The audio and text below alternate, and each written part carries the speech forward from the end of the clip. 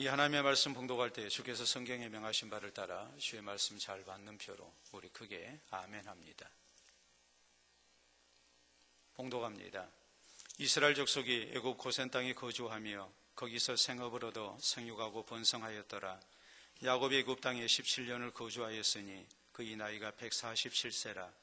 이스라엘이 죽을 날이 가까우매 그의 아들 요셉을 불러 그에게 이르되 이제 내가 네게 은혜를 입었거든 청하노니 내 손을 내 허벅지 아래에 놓고 인애와 성실함으로 내게 행하여 애굽의 나를 장사하지 아니하도록 하라. 내가 조상들과 함께 눕거든 너는 나를 애굽에서 메어다가 조상의 묘지에 장사하라.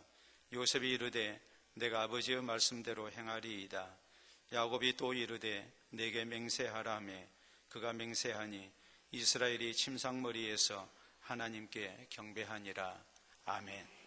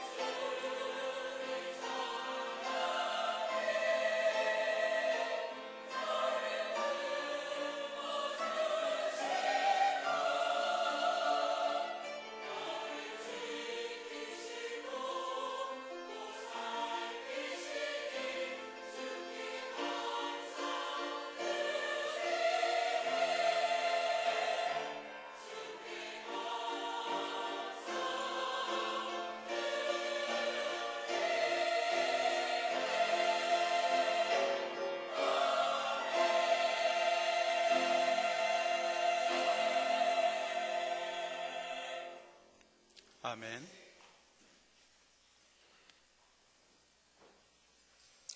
작가 박범신이 쓴 소설 은교가 있습니다. 2012년 영화로도 개봉된 유명한 작품입니다. 이 은교의 명대사 가운데 이런 말이 나옵니다. 너의 젊음이 노력으로 얻은 상이 아니듯 내 늙음도 내 잘못으로 받은 벌이 아니다 라는 말입니다. 자신의 젊음을 너무 자랑해서도 안 되고 또 노인의 늙음을 추하게 생각해서도 안 된다는 말입니다. 분명히 우리 인생은 어느 누구나 젊은 시절을 뒤로하고 늙어갑니다. 이 세상 어느 누구도 예의일 수 없습니다. 피할 수 없는 인생의 법칙입니다. 그러므로 프랑스의 유명한 작가 앙드레 지드는 이렇게 말합니다. 늙는 것처럼 쉬운 일도 없다. 가만히 있어도 사람은 늙어가게 돼 있다는 말입니다. 그리고 이어서 우리에게 이렇게 말합니다. 그러나 어려운 것은 아름답게 늙어가는 것이다. 우리가 늙음을 피할 수 없지만 아름답게 늙어가는 것, 이것이 우리 인생에게 주어진 참으로 소중한 과제라는 말입니다. 오늘 어버이 주일입니다. 어버이의 은혜에 감사하면서 또 우리가 하나님을 향한 신앙으로 잘 모실 것을 다시 한번 다짐하는 날입니다. 오늘 본문 성경은 평생을 오직 하나님을 향한 신앙으로 살았던 믿음의 조상 가운데 한 사람인 야곱의 아름다운 노후를 우리에게 보여줍니다. 본문에 보면 야곱은 죽을 날이 가까울 때에 실질적 가장이었던 아들 요셉을 부릅니다. 그리고 자신의 장래 문제에 대하여 유언합니다. 그러나 이 유언은 단순히 장래 문제만을 위한 유언은 아니었습니다. 이 유언에는 야곱의 아름다운 신앙이 담겨 있었습니다. 다시 말해 야곱은 하나님을 향한 아름다운 신앙으로 마지막 노후를 살았고 또 자신의 죽음을 준비하였습니다. 그러므로 사랑하는 성도 여러분, 우리 성도는 본문 성경을 살피는 가운데 우리 부모님들이 야곱처럼 아름다운 노후를 사시도록 도와드려야 합니다. 또 우리 자신도 야곱처럼 아름다운 노후를 맞이할 수 있도록 힘써야 합니다. 그러면 우리 성도는 아름다운 노후를 위하여 어떤 신앙 자세가 있어야 할까요? 첫째로 하나님께서 약속하신 천국을 바라보며 우리는 노년을 살아가야 합니다. 본문 27절 28절에 보면 이스라엘 족속이 애굽 고센 땅에 거주하며 생업을 얻어 생육하고 번성하였더라. 야곱이 애굽 땅에 17년을 거주하였으니 그의 나이가 147세라라고 말씀합니다. 당시 야곱과 그의 자손들은 애굽에서 총리가 된 아들 요셉의 초청으로 애굽에 이주해서 살고 있었습니다. 17년의 세월이 흘렀습니다. 그러자 야곱의 자손들은 애굽에서 크게 번성했고 뿌리를 내릴 수 있었습니다. 어느 누구도 무시할 수 없는 참으로 남부럽지 않은 그런 가문을 이루었습니다. 그러나 야곱의 관심은 남부럽지 않게 살고 있는 애굽 땅에 있지 않았습니다. 야곱은 17년 전에 떠나온 가나안 땅을 사모하고 있었습니다.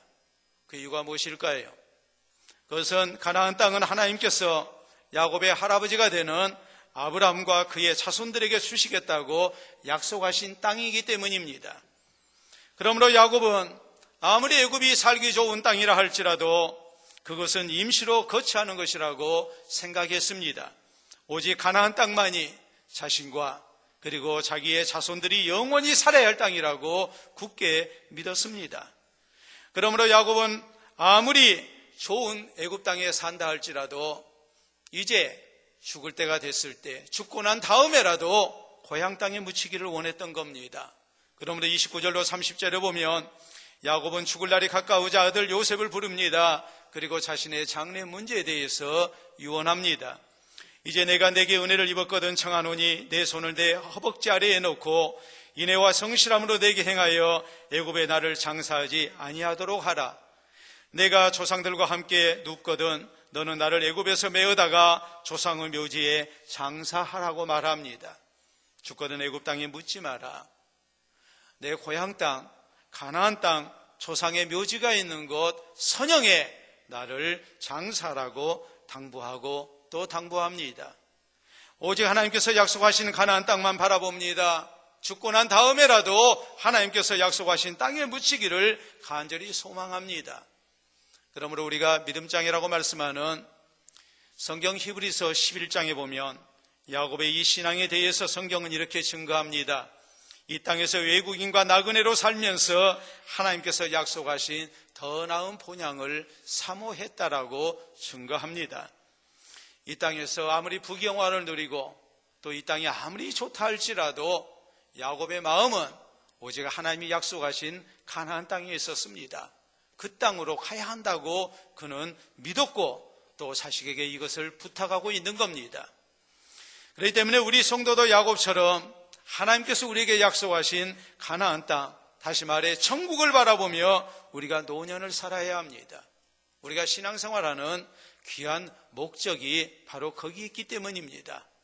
우리 예수님은 이 땅 가운데 오셔서 공생애를 사시면서 천국 복음을 증거하십니다. 그때 주님이 하신 말씀은 이것이었습니다. 회개하라, 천국이 가까웠느니라. 예수 그리스도를 구주로 믿고 예수님이 내 죄 때문에 십자가에서 달려 죽으심으로 내가 모든 죄 용서받았음을 우리가 믿는 가운데에 하나님이 약속하신 천국을 약속받는 하나님의 백성 될 것을 우리 주님은 강조하셨습니다. 그러므로 예수님 십자가 지기 전에 제자들에게 말씀하십니다. 내 아버지 집에 거할 것이 많도다. 내가 너희를 위하여 거처를 예비하러 가노니 가서 너희를 위하여 거처를 예비하면 내가 다시 와서 너희를 내게로 영접하여 나 있는 곳에 너희도 있게 하리라. 우리 예수님 십자가 지신 그 이유 목적을 뭐라고 말씀하십니까?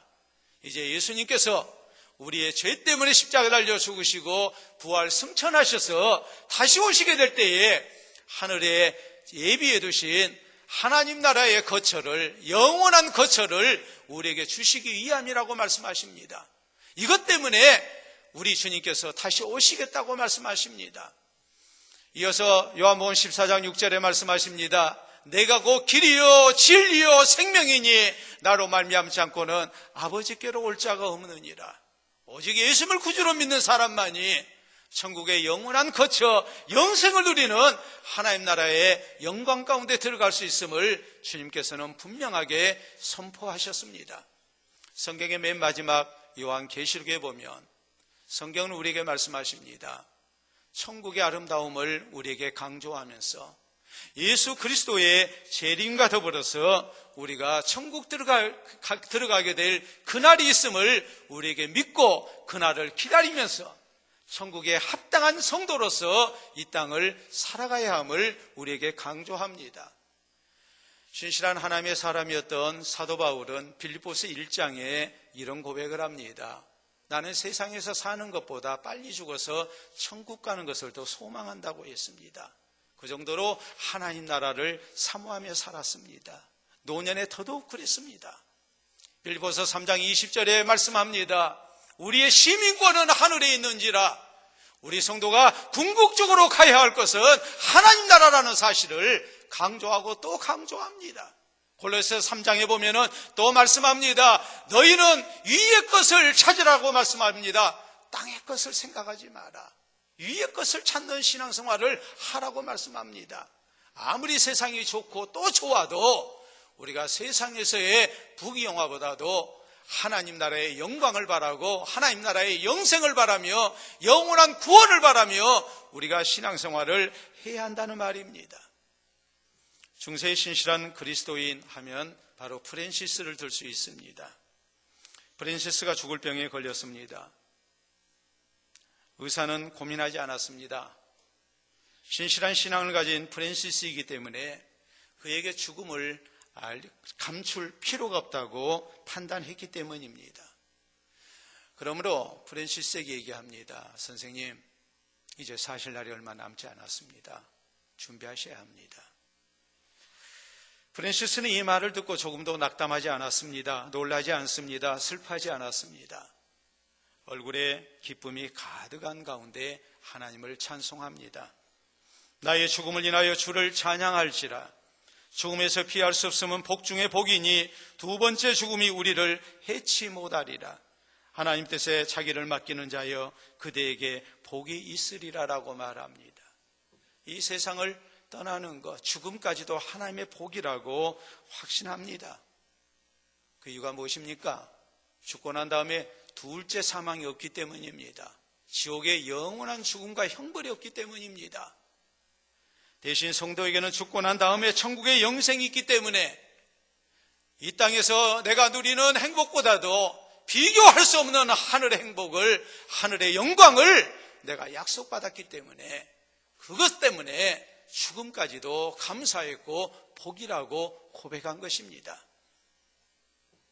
죽을 때 집에서 죽는 것을 재택임종이라고 말을 합니다. 옛날에는 그랬죠.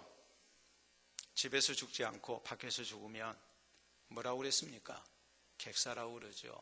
객사는 길사입니까? 흉사입니까? 흉사죠. 밖에서 죽는 것은 다 좋지 못하다고 했습니다. 오늘날에는 재택임종이 우리나라를 놓고 볼 때 15.3%밖에 되지 않습니다. 집에서 죽는 사람은 15.3%밖에 안 돼요. 대부분 어디서 죽을 것 같습니까? 병원에서 죽습니다. 이 병원에서 죽는 사람들, 병원에서 임종하는 사람들이 무려 75%입니다. 10명 가운데 7명 이상은 다 병원에서 죽게 돼 있어요. 물론 집에서 죽는 사람, 병원에서 죽는 사람 합쳐놓으면 90%가 약간 더 돼요. 나머지는 어디서 죽을 것 같아요? 말 그대로 객사하는 거예요. 좋지 못한 흉사를 당하는 거예요. 사고 나서 죽고 뭐 그래야지 않겠습니까? 뭐 여행 중에 갑자기 죽고 가족들이 임종하지 못하는 그런 형편에서 죽게 되겠죠. 그런데 가까운 일본, 우리나라보다 한 20년 앞서가는 나라라고 우리가 일반적으로 얘기를 하죠. 일본의 모습이 미래에 20년 후에 우리 모습이라고 얘기하거든요. 그런데 일본에서 고령화 사회가 되는 가운데 이제 죽음에도 심각한 문제가 생겨나기 시작했어요. 병원이나 집에서 임종할 수 없는 사람들이 많이 나오기 시작한 겁니다. 거기에는 중요한 이유가 있어요. 고령 사망자가 많아졌기 때문에. 다들 오래 살아가지고 나이 다 많이 들어서 죽어요. 그래서 죽을 때가 되면 병원에 입원하고 병원에서 임종을 하셔야 되겠는데, 병원에 가면, 응급실에 가면 병상이 없는 거예요. 이 병원 저 병원 돌아다니다가 앰뷸런스 안에서 죽는 거예요. 집에서 죽을 수밖에 없는데 의사가 왕진을 올 수가 없습니다. 그래서 돌아다니다 죽는 사람이 일본에서 많아지고 있어요. 이것이 앞으로 우리나라에서도 일본보다도 더 고령화 사회가 빨리 진행되고 있는 우리나라에서도 머지않아서 벌어질 일이라고 말을 합니다.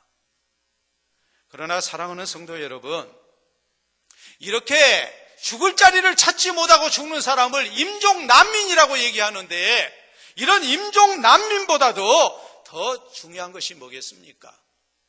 나 죽을 때 임종난민 안 되는 것 정말 필요한 일이죠. 내가 죽을 때 여기저기 돌아다니다가 차 안에서 죽는다고 생각해 보세요. 얼마나 안타까운 일입니까? 그런데 임종난민 안 되는 것보다도 더 중요한 것은 뭐냐면, 죽고 난 다음에 천국까지 못하는 영적 난민이 되는 거예요. 영적 난민 되는 사람이 돼서는 안 돼요. 지옥 가는 영혼이 돼서는 안 돼요. 우리가 어디서 죽든지 간에 우리의 영혼이 하나님의 품에 안겨야 하고 천국 갈 수 있어야 합니다. 우리 성도는 오직 예수님을 나의 구주로 믿고 천국을 약속받아야 합니다. 천국 소망으로 살아야 합니다. 이 세상이 아무리 살기 좋고 또 살기 좋아진다 할지라도 우리의 영원한 본향은 바로 천국인 것을 잊지 말아야 합니다. 특히 노년의 때에 세상에 대한 미련보다도 더 뜨거운 천국 소망으로 살아야 합니다. 이 천국 소망으로 우리의 노후를 준비해야 합니다. 그래서 우리 모두 야곱처럼 아름다운 노후를 맞이하는 축복이 있기를 바랍니다. 둘째로, 아름다운 노후를 위해서 우리에게 필요한 것이 무엇이겠습니까? 그것은 인생의 마지막 순간까지 하나님을 향한 신앙을 지키는 것입니다. 31절에 보면 야곱은 아들 요셉에게 자신의 장래의 문제를 유언합니다. 그리고 성경은 이렇게 기록합니다. 야곱이 또 이르되 내게 맹세하라 하매 그가 맹세하니 이스라엘이 침상머리에서 하나님께 경배하니라. 아들 요셉에게 다시 맹세하게 합니다. 거듭거듭 맹세를 받고 난 다음에 침상머리에서 하나님께 경배 드렸습니다. 죽음을 앞두고 극도로 몸이 쇠약해졌습니다. 그래도 하나님을 잊지 않았습니다. 하나님의 은혜에 감사합니다. 하나님께 경배드립니다. 인생의 마지막 순간까지 하나님을 향한 아름다운 신앙을 지켰고 자식에게 참으로 귀한 모습을 남깁니다. 그뿐만이 아니죠. 우리가 계속 성경 읽어보면 야곱은 자식들 다 불러 모으고 손자들까지 다 불러 모아서 저희를 축복하고 죽습니다. 얼마나 아름다운 모습입니까? 일반적으로 노년기가 되면 나타나는 몇 가지 현상이 있습니다. 피할 수 없는 일이죠. 첫째는 육신이 쇠퇴합니다. 둘째로 정신적으로 쇠퇴합니다. 기억력이 감퇴되고 사리 판단 능력이 떨어지고 인지 능력이 떨어지고 참 힘든 일입니다만 치매도 걸리기도 합니다. 우리나라 국민 10명 가운데 6명은 치매에 걸려 죽습니다. 참 안타까운 일입니다. 그런가 하면 이보다 더 안타까운 것은 신앙이 쇠퇴하는 거예요. 몸이 불편하다 보니 예배 참석이 힘들어집니다. 기도 생활도 못합니다. 세상에 대한 미련은 점점 커집니다. 그래서 젊었을 때의 신앙의 모습보다도 나이 들어서 신앙의 모습이 참 좋지 못합니다. 안타까운 일입니다. 성경을 봐도 그렇습니다. 엘리 제사장이 늙어졌을 때에 젊은 날에 신앙을 지키지를 못합니다. 부끄러운 노년이 되고 말았습니다. 사울왕 얼마나 뛰어난 왕이었습니까? 그런데 그도 늙어가면서 점점 하나님과 멀어집니다. 비참한 노년이 되고 말았습니다. 그러나 모든 사람이 그랬던 것은 아닙니다. 우리가 잘 아는 갈렙은 나이 85세가 되어서도 건강했고 하나님을 향한 신앙이 변함이 없었고 젊은이들에게 본이 됐습니다. 이스라엘의 2대 왕 다윗은 죽을 때 아들 솔로몬에게 신앙적으로 유언을 남기고 죽습니다. 안나 선지자는 84세가 됐지만 늙어서도 성전을 떠나지 아니하고 늘 금식하며 기도하는 가운데 구주 예수님을 기다립니다. 그래서 이 예수님이 하나님이 보내신 구주이신 것을 알아보고 사람들에게 예수님을 구주로 믿어야 함을 증거합니다. 사도 바울은 어떠했습니까? 디모데후서 4장 6절로 8절에 있는 말씀을 보면 전제와 같이 내가 벌써 부어짐이 되고 나의 떠날 시각이 가까웠도다. 내가 선한 싸움을 싸우고 나의 달려갈 길을 마치고 믿음을 지켰으니 이제 후로는 나를 위하여 의의 면류관이 예비되었으므로 주 곧 의로우신 재판장께서 그날에 내게 주실 것이요 라고 그는 외칩니다. 죽음을 앞두고 평생도록 신앙을 지키고 하나님이 내게 맡겨주신 직분을 따라서 아름답게 헌신과 수고를 다했던 것을 고백하면서 믿음 지켜온 것을 감사하면서 우리 주님이 주시는 의의 면류관을 바라는 아름다운 모습으로 노년을 살았음을 우리에게 증거합니다. 우리 모두 그런 모습 되어야 하지 않겠습니까? 여러분에게 사진 하나 보여드릴게요. 자, 이분 한번 보세요.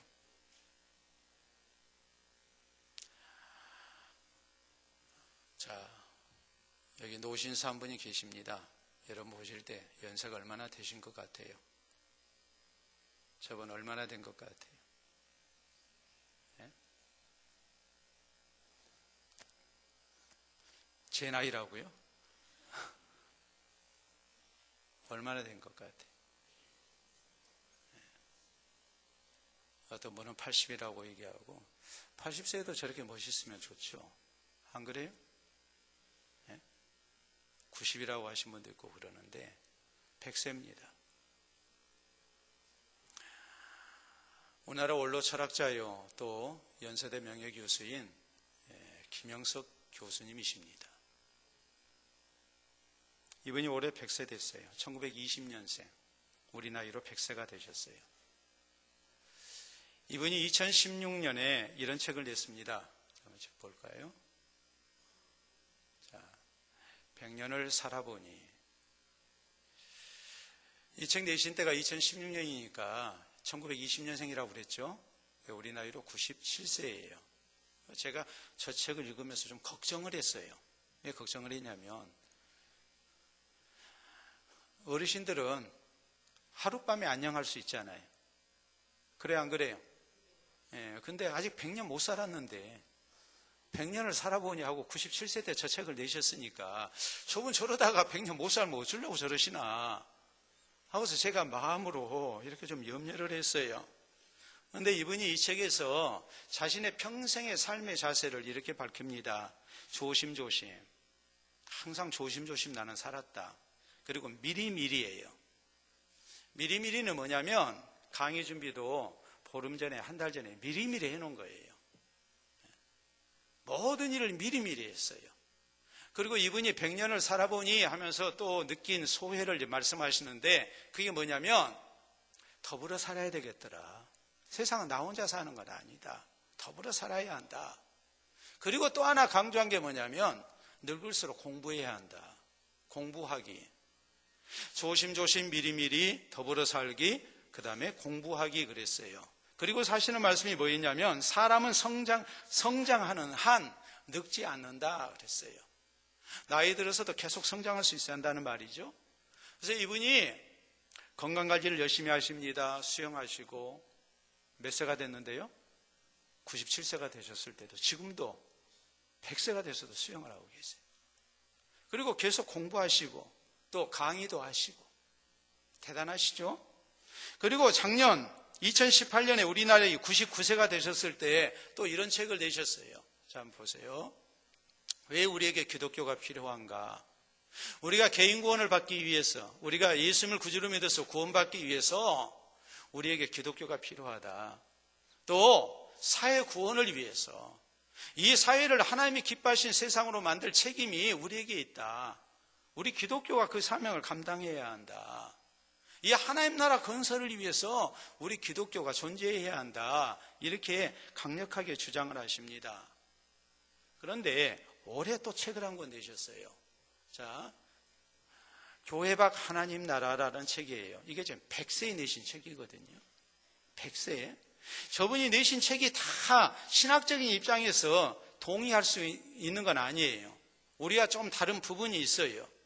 목사로서 이런 부분은 좀 그렇다라는 생각이 드는 그런 부분이 분명히 있어요. 제가 여러 성도들에게 이 책을 소개를 하면서 염려되는 부분이 그거예요. 저분이 가지고 있는 신학적 입장이 우리 신앙의 입장은 아닙니다. 약간 다른 부분이 있어요. 있지만은 전체적인 맥락으로 놓고 볼 때에 우리 기독교 신앙에 대해서 오늘 이 시대 대한민국에서 우리 기독교인이 어떤 모습으로 살아야 하고 교회가 어떤 모습으로 존재해야 하는가 하는 것은 정확하게 짚고 있는 책이에요. 그런데 건강관리 잘하신 것도 참 존경스럽고 100세가 돼서도 변함없이 공부하신 것도 참 존경스럽고 후학들을 가르치는 일도 참 아름답고 근데 이보다도 더 아름다운 것이 또 무엇이냐 했을 때에 100세가 되셨지만 노후에도 변함없이 하나님을 향한 바른 신앙을 갖고자 애쓰는 모습, 이것이 얼마나 아름다운 모습입니까? 이게 진짜 아름다운 성도의 신앙의 모습이고 노후의 모습이죠. 사랑하는 성도 여러분, 인생 노년에 우리 성도 아름다운 노후가 되도록 힘써야 합니다. 건강관리에 힘써야죠. 경제적으로 궁핍해지지 않도록 재정관리도 잘해야 합니다. 내 노년의 모습이 다른 사람에게 짐이 되지 않도록 해야 합니다. 그런가 하면 우리 성도는 인생의 마지막 순간까지 하나님을 향한 신앙을 지켜나가야 합니다. 건강이 허락하는 한 열심으로 예배 참석하고 기도 생활도 열심히 해야 하고 건강이 좋지 않냐면 침상에서라도 야곱처럼 하나님 앞에 경배해야 해요. 우리의 사랑하는 자손들을 위해서 축복할 줄 아는 부모가 되어야 하고 인생의 믿음의 조상이 돼야 돼요. 아름다운 모습으로 하나님의 부르심을 받게 해달라고 날마다 하나님 앞에 기도로 부탁할 수 있어야 합니다. 자손들 위해서도 많이 기도해야 합니다. 내 가정에서 믿음의 대가 끊기지 않게 해달라고 하나님 앞에 기도해야 합니다. 내 주위 사람들에게도 사랑을 많이 베풀어야 합니다. 자손들에게 신앙적 유언도 미리미리 준비해둬야 합니다. 그래서 마지막 순간까지, 인생의 마지막 순간까지 하나님을 향한 신앙을 지키는 가운데에 아름다운 노후를 맞이하는 복된 성도들이 다 될 수 있기를 바랍니다. 셋째로, 우리 자녀된 성도는 부모님의 아름다운 노후를 위해 힘써 도와드려야 합니다. 야곱은 나이 130세 애굽의 총리인 아들 요셉의 초청으로 온 가족을 데리고 애굽으로 이주했습니다. 그래서 147세에 죽을 때까지 아들의 섬김을 받았습니다. 나이가 많아서 늙었습니다. 여러 가지로 힘듭니다. 이때의 아들 요셉의 봉양은 참으로 소중한 섬김이었고 사랑이었습니다. 그뿐만이 아닙니다. 야곱은 자신의 장래 문제도 아들에게 유언합니다. 아들 요셉은 아버지의 유언대로 하겠다고 거듭거듭 맹세합니다. 아버지가 맹세시키면 또 맹세하고 또 맹세시키면 또 맹세하고, 그래서 아버지 야곱이 편히 죽음을 준비할 수 있게 해드립니다. 아들 요셉을 통해서 야곱은 육신적으로나 영적으로 아름다운 노후를 맞이할 수 있었던 겁니다. 오늘 우리 자녀된 성도에게 바로 이 신앙 자세가 있어야 합니다. 부모님의 아름다운 노후, 부모님 혼자 노력해서 되는 일이 아닙니다. 자식들이 힘써 도와드려야 합니다. 그래야 부모님이 아름다운 노후를 맞이할 수 있습니다. 솔로몬 왕은 아버지 다윗 왕이 돌아가신 후에 홀로 된 어머니를 늘 공경합니다. 보좌에 앉았다가도 어머니가 오시면 자리에서 일어납니다. 어머니를 보좌 우편에 모십니다. 아버지 먼저 가셨지만 변함없이 어머니를 공경합니다. 잘 모시려고 애를 씁니다. 요나단은 아버지 사울왕이 하나님을 바로 섬기지 못했을 때에 아버지로 하여금 하나님을 향한 신앙에서 떠나지 않도록 간곡히 호소합니다. 아버지가 젊은 날 안 그랬는데 왜 노년에 저러실까? 그러면서 아버지를 탓하지 않았습니다. 아버지를 안타까이 여기고 아버지가 하나님을 향한 바른 신앙으로 노년을 사시도록 얼마나 옆에서 애쓰며 아버지를 바른 길로 인도하려고 애썼는지 모릅니다. 노년의 아버지가 전쟁터로 나갔을 때에 아버지를 지키기 위해서 같이 나갑니다. 그래서 아버지와 함께 전사했습니다. 참으로 귀한 효자였습니다. 우리 예수님은 십자가에서 죽으실 때 어머니 마리아를 제자 요한에게 부탁하십니다.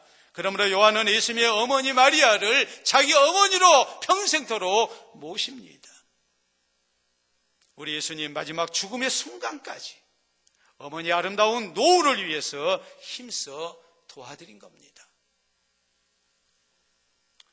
부모님들이 자식을 위해서 얼마나 희생하고 사시는가, 이것을 극명하게 보여주는 참으로 마음 아픈 사건이 얼마 전에 있었습니다.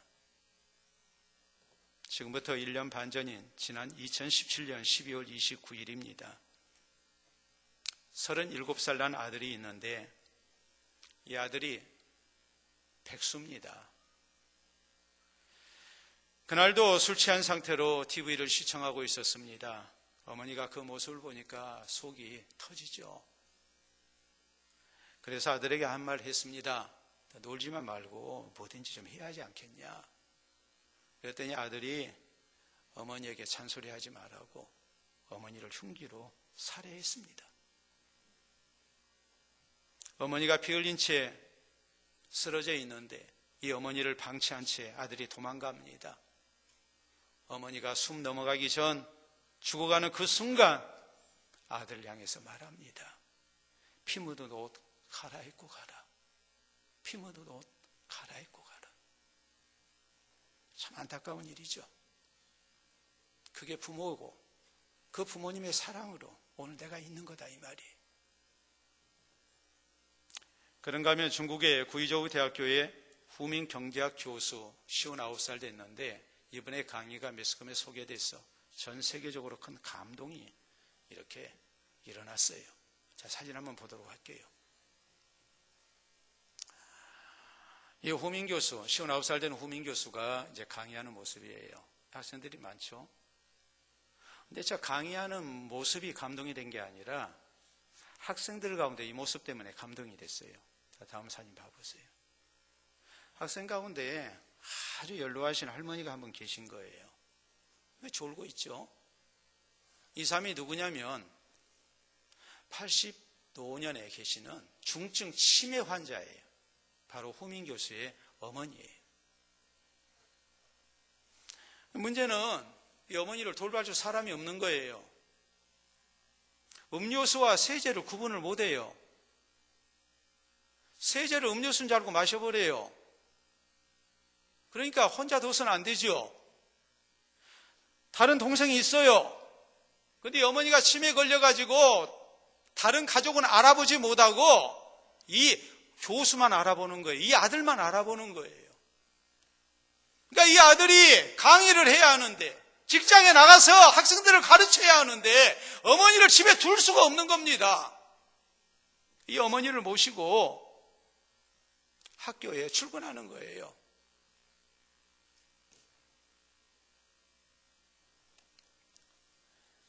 저희 모친께서 작년 7월 20일 하나님의 부르심을 받았습니다. 95세로 가셨습니다. 노후까지 신앙생활 잘 하시다 하나님의 부르심을 받았기 때문에, 또 병상에 5년 동안 계셨기 때문에 비록 서울까지 자주로 뵙지는 못해도 한 달에 한두 번 꼭 가서 뵐 수 있었기 때문에 나름대로 큰 아쉬움은 없었습니다. 감사했죠. 모두가 감사했습니다. 저 자신 형제들에게 얘기했습니다. 어머니 신앙생활 잘 하시다 천국 가셨으니까 우리가 감사하면서 장례 치르자고 했습니다. 감사했습니다. 그런데 어머니의 부음 소식을 막 들었을 때, 안식올 때였죠. 그때 저에게 제일 먼저 들었던 생각은 세상에서 가장 귀한 내 기도의 후원자가 이제 떠나가셨다라는 생각이었습니다. 이 세상에서 그 누구보다도 목사들을 위해서 날마다 간절히 기도하신 분이 저희 어머니십니다. 제가 25살 때 첫 목회지 부임을 합니다. 그런데 저희 어머니께서 이런 말씀하셨습니다. 사남매 가운데 제일 먼저 너를 위해서 새벽에 기도하고 잠들기 전에 기도하고 교회까지 가는 동안 30분 걸리는데 30분 동안 너 설교 잘하게 해달라고 기도하겠다. 그러니까 힘내서 목회하라고 저한테 약속해 주셨습니다. 사실 저는 사남매 가운데 제일 한가운데예요. 어머니가 마운트에 혼자 되셨습니다. 저 초등학교 4학년 때 아버지 돌아가셨습니다. 장남은, 제 형은 저하고 띠동갑입니다.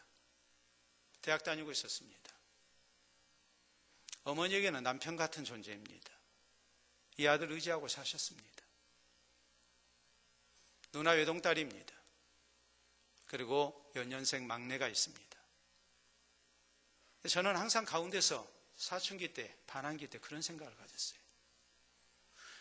어머니에게 형은 남편 같은 존재의 소중한 아들, 누나는 딸 하나 외동딸, 소중한 딸, 막내는 막내 아들. 가운데 낀 나는 정말 어머니의 사랑을 제대로 못 받는다고 생각했어요. 아버지가 또 먼저 가셨기 때문에 얼마나 어머니의 사랑이 그리웠는지 몰라요. 엄하게 키우신다고 어려서부터 엄마 소리를 못하게 하셨습니다. 밥도 같이 안 먹었습니다. 잠도 같이 안 잤습니다. 자식들 그렇게 키우셨습니다. 연년생인 동생이 저보다 훨씬 큽니다. 얘가 부쩍부쩍 자라면서 제 말을 안 듣는 것 같아요. 그래서 제가 한 번은 때렸어요. 그랬더니 어머니가 그 모습을 보고 울고 불고 난리가 났습니다. 그러면서 하시는 말씀이 제 가슴에 비수가 돼서 박혔어요. 아버지 없이 키운 자식을 때린다고 그래요. 난 아버지 없이 컸습니까? 연년생입니다. 얼마나 저한테 상처가 됐는지 몰라요. 그런데 이 어머니께서 제가 목회자가 돼서 목회를 나가니까 하시는 말씀이 자식 내 가운데 항상 너희 위해서 먼저 기도하겠다. 내가 너희 위해서 기도할 테니 힘내서 목회해라. 그 어머니가 가셨습니다. 나보다도 더 간절히 나를 위해서 기도해 주신 분이 어머니예요. 이 세상에 나보다도 더 간절히 기도하신 분은 우리 어머니예요. 이보다 더 간절히 기도한 존재는 없어요. 여러분의 부모님이 그러신다고요. 어머니가 베푸신 은혜의 사랑 다 보답하지 못한 아쉬움이 지금도 있는데 어머니의 그 은혜 다 갚지 못함이 늘 안타까울 뿐이에요. 사랑하는 성도 여러분, 오늘의 내가 있기까지 부모님의 큰 사랑과 섬김과 희생이 있었음을 잊지 말아야 합니다. 그리고 이제는 연로하신 부모님께서 자식된 나를 절실히 필요로 하고 계심을 기억해야 합니다. 그러므로 부모님의 아름다운 노후를 위해서 힘써 도와드려야 합니다. 경제적으로도 섬겨야 합니다. 육신생활 편케해드려야 합니다. 영적으로도 섬겨야 합니다. 부모님을 위해서 늘 기도해야 합니다. 하나님의 말씀으로 그 영혼이 위로받고 힘을 얻도록 해드려야 합니다. 부모님이 아직 신앙생활을 하지 않고 계시면 열심으로 전도해야 합니다. 또 부모님께 근심되지 않도록 자식으로서 신앙생활 잘해야 합니다. 그래서 부모님께서 아름다운 노후를 사시는 가운데 평안히 천국 들어가시는 은혜가 꼭 있기를 바랍니다. 얼마 전 책에서 읽은 시입니다. 서울 성진교회 윤석규 장로님이 쓰신 시입니다. 은퇴 장로님이십니다. 연세가 많이 되신 분이죠. 자, 한번 보도록 하겠습니다.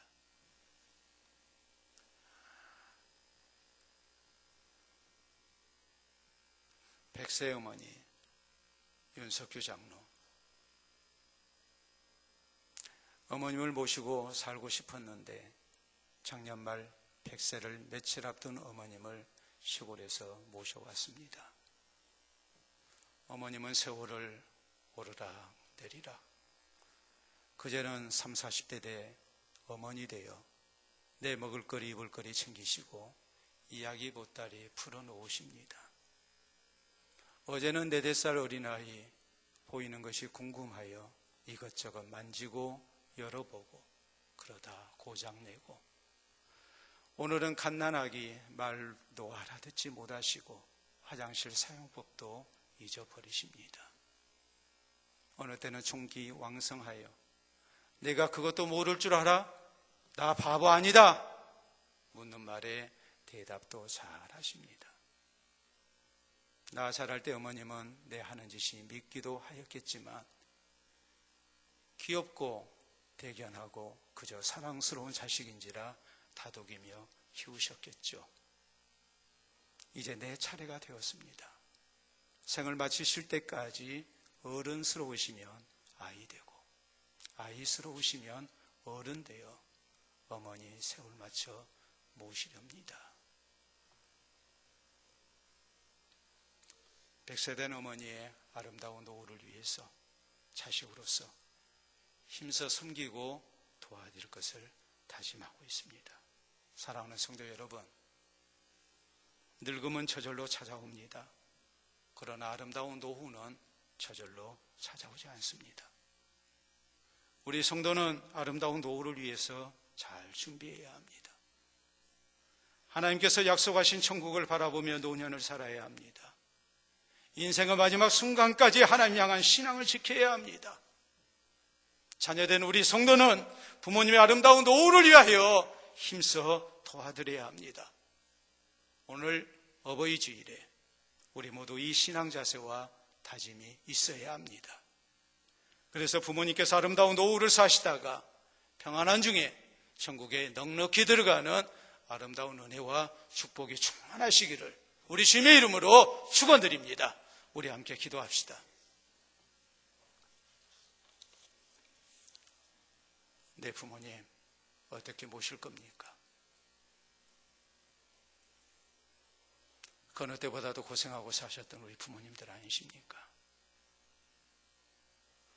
언제까지 부모님께 받기만 한 자식이 되실 겁니까?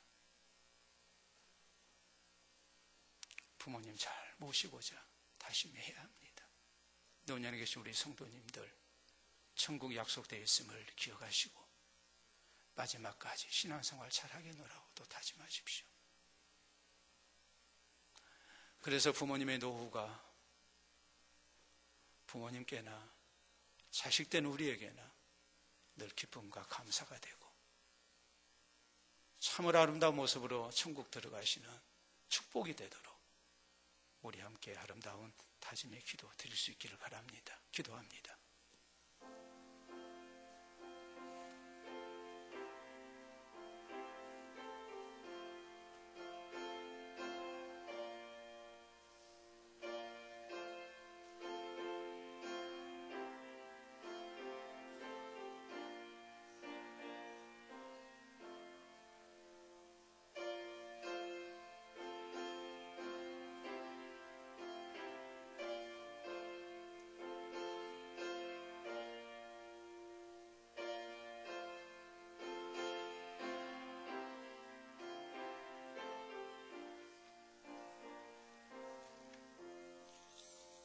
참으로 좋으신 우리 아버지 은혜를 감사합니다.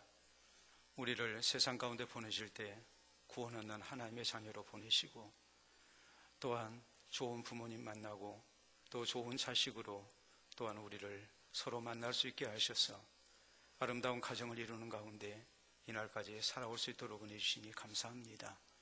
오늘 어버이주를 맞이하여 부모님의 은혜에 우리가 감사하며 또 부모님 잘 모실 것을 새롭게 다짐하며 고백할 수 있도록 은혜 주시니 감사합니다. 우리 부모님들 야곱처럼 아름다운 노후를 지내실 수 있기를 원합니다. 천국의 구원을 바라보며 또한 마지막까지 신앙생활 잘 하시는 부모님들 되게 하여 주시옵소서. 이를 위해서 사랑하는 자손들이 더욱 신앙생활 잘하는 가운데 부모님의 필요를 채우게 하시고 곁에서 위로가 되게 하시고 힘이 되게 하시고 또한 의지가 되게 하시고 부모님의 보람이 되는 자식들이 되게 해 주시옵기를 원합니다. 그래서 하나님 앞에 서로를 볼 때마다 감사가 있게 하시고 하나님 나라를 바라며 함께 하나님 나라의 믿음의 백성으로 나아가는 귀한 은혜가 각 가정마다 있기를 원합니다. 특별히 노년에 계신 우리 사랑하는 성도들을 기억하시고 우리 하나님의 위로와 도우시는 손길이 늘 있게 하여 주시옵소서. 사랑하는 자손들을 통해서 우리 하나님의 위로를 받게 하시고 또한 사랑하는 가정에 하나님의 놀라운 은혜가 축복이 자자손손 대대로 이어지게 하셔서 한평생 세상을 살았던 아름다운 보람이 있게 하시고 하나님 앞에 서실 때 상급이 있도록 주님이여 인도해 주시옵기를 원합니다. 믿음의 대가 끊기지 아니하게 하여 주시옵소서. 부모 세대보다도 자손 세대가 더욱더 신앙생활 잘하는 은혜와 축복이 있게 하여 주시옵소서. 신앙의 유산을 남기는 저들 가정 되게 하시고 우리 하나님께서 자자손손 대대로 자손들을 위하여 기도한 것마다 이룸받게 하여 주셔서 우리 하나님께 크게 영광 돌려드리는 믿음의 명문가를 이루어갈 수 있도록 주님께서 역사해 주시옵기를 원합니다. 부모님 잘 섬기기를 원하는 사랑하는 자손들 하나님께서 기쁜 마음 주시고 선한 형편 주시고 또 부모님의 아름다운 노후를 인하여 하나님 앞에 감사할지언정 행여라도 너무 힘든 시험에 빠지지 않도록 주님께서 도와주시옵기를 원합니다. 아버지 하나님, 맑은 정신으로 노년을 살게 하시고 아름다운 신앙생활 가운데 하나님 나라의 영광을 바라보시는 우리의 부모님들이 다 되게 하여 주시옵소서. 그래서 믿는 자의 아름다운 노후가 많은 이들에게 덕이 되게 하시고 살아계신 하나님의 증거가 되게 하시고 또한 사랑하는 자손들이 더욱 힘내어 믿음 생활하는 귀한 증거가 될 수 있도록 인도하여 주시옵소서. 감사하며 예수님 이름으로 기도하옵나이다. 아멘.